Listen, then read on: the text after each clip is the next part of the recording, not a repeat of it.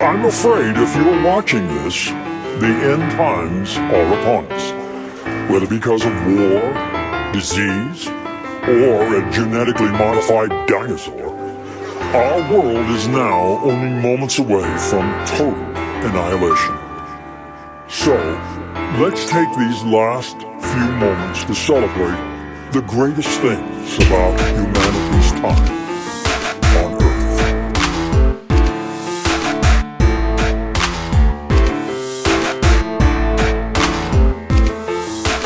Zi de zi îmi injectez doza de rap în vene și mă apuc de treabă chiar dacă-s răpus de lene.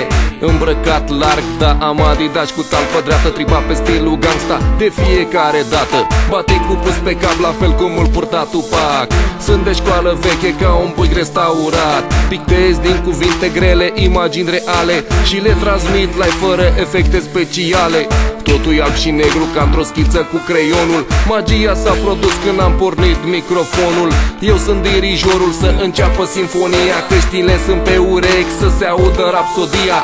Unii-mi studiază arta cu textul în mână, mai rău ca în liceu la ora de literatură. Sunt sarcastic, plin de ură și urăsc grasa umană. Am momente în care chiar vreau ca ea să dispară. Luați-vă notițe că a început apocalipsa. Apocalipsa.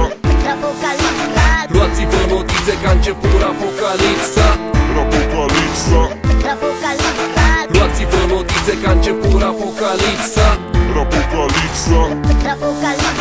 Luați-vă notițe că a început apocalipsa. Apocalipsa.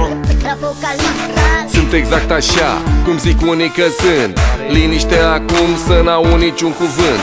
Etichetat mincinos că nu trec la fapte, că sunt afemeiat și că le vreau pe toate. Mintea mea e sarcastică, enigmatică și practică un fel de voodoo magic într-o lume antipatică, anarhică. E gândirea mea artistică, intru calculat pe beat, e matematică. Predic mai bine decât popa în biserică, mesaj codificat pe cale cibernetică, fără pic de etică, am stare colerică. Parcă-s posedat de o forță malefică.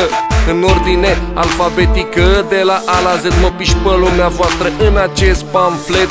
Nu mai vreau de acum încolo să o fac pe corectul, că mulți ați uitat ce înseamnă respectul. Luați-vă notițe că a început apocalipsa. Apocalipsa.